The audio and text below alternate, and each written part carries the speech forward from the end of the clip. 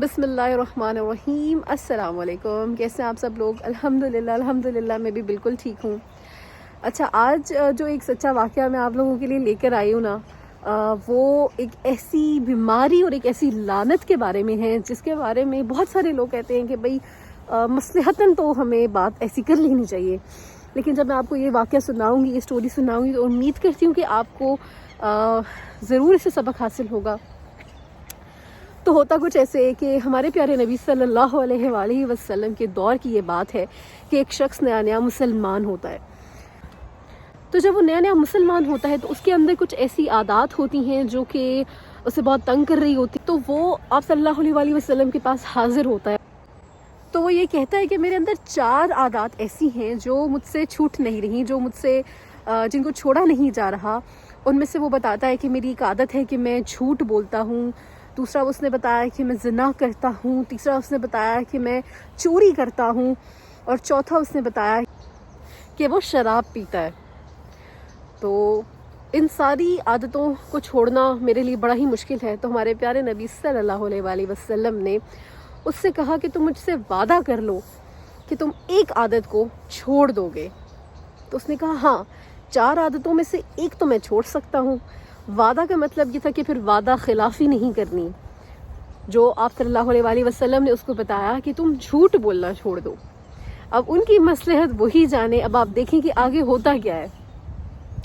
اس نے آپ صلی اللہ علیہ وآلہ وسلم سے پکا وعدہ کر لیا کہ جی آئندہ میں جھوٹ نہیں بولوں گا، چاہے جو مرضی ہو جائے.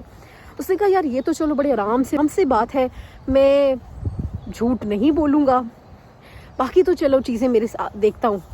تو جب وہ گھر گیا، گھر جانے کے بعد اس کا دل چاہا کہ وہ جی شراب پیے. جب اس نے شراب کی بوتل کو دیکھا اور وہ پینے لگا تو اسے احساس ہوا کہ ابھی کچھ ہی دیر کے بعد مجھے مسجد جانا ہے.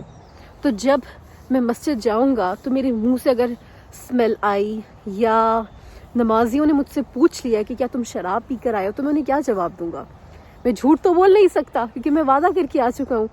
تو پھر مجھے کتنی شرمندگی ہوگی، اور یہ کتنی میرے لیے شرمندگی کا باعث ہوگی یہ بات کہ میں جو ہوں وہ مسلمان ہونے کے باوجود اتنی بڑا گناہ کر کے اور میں مسجد میں آ گیا ہوں نماز پڑھنے. تو اس نے شراب کی بوتل کو دیکھ کے کہا بھائی تم تو میرے سے چھوٹ گئی. دوسری اس کی عادت تھی کہ وہ چوری کرتا تھا. وہ جہاں کہیں بھی جاتا تھا وہ چیزیں اٹھا لیتا تھا. تو جب وہ بازار گیا تو اس کی نظر پڑی کسی کے سامان کے اوپر. بڑا دل للچایا اس کا. جب ہماری کوئی عادت ہوتی ہے نا تو پھر ہم بغیر سوچے سمجھے وہ کام کر لیتے ہوتے ہیں.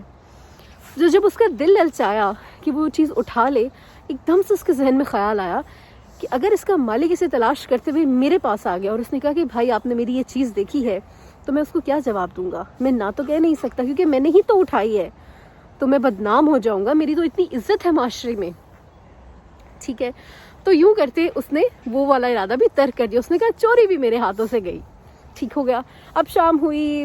تیسری اس کی جو عادت تھی، جیسے وہ روٹین کے مطابق چیزیں کرتا ہوتا تھا، اس کا ارادہ بنا، اس کی نیت بنی کہ وہ وہاں پر اس جگہ پر چلا جائے جہاں وہ گناہ کا کام کرتا تھا. تو جب وہ وہاں جانے لگا تو اس کو خیال آیا، راستے میں ہی اس کو یہ سب خیال آنا شروع ہو گئے کہ کتنی بری بات ہوگی کہ میں وہاں جاؤں گا اور وہاں سے نکلتے مجھے کسی نے دیکھ لیا اور مجھ سے پوچھا کہ تم اسلام قبول کرنے کے باوجود یہ حرکت کر رہے ہو یا یہ کام کر کے باہر نکل رہے ہو.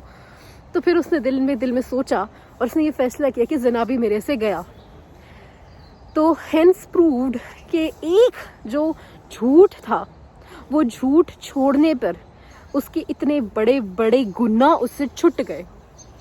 دیکھیں، ہم جھوٹ کو بہت نارمل سمجھتے ہیں، بہت ایک سمپل سی چیز سمجھتے ہیں کہ جھوٹ مصلحتاً بول لیتے ہیں، کہ اپنے آپ کو بچا لیتے ہیں، اپنے آپ کو اس جگہ سے ہائٹ سائڈ پہ کر لیتے ہیں. لیکن یہ کتنی بڑی لعنت ہے. تو اس کہانی سے ہمیں یہ سبق ملتا ہے کہ جب اس نے ایک جھوٹ چھوڑا تو اس کے بہت بڑے بڑے گناہ جو ہیں وہ اس کی ذات سے ہٹ گئے. تو آپ اور میں بھی کوشش کریں کہ جو مرضی ہو ہمیں سچ بولنا. ہمارے پیارے نبی صلی اللہ علیہ وآلہ وسلم نے فرمایا کہ جو مومن ہے نا، جو سچا پکا مومن ہے، وہ 2 گناہ کبھی نہیں کرتا. ایک تو وہ جھوٹ کبھی نہیں بولتا، دوسرا وہ وعدہ خلافی نہیں کرتا.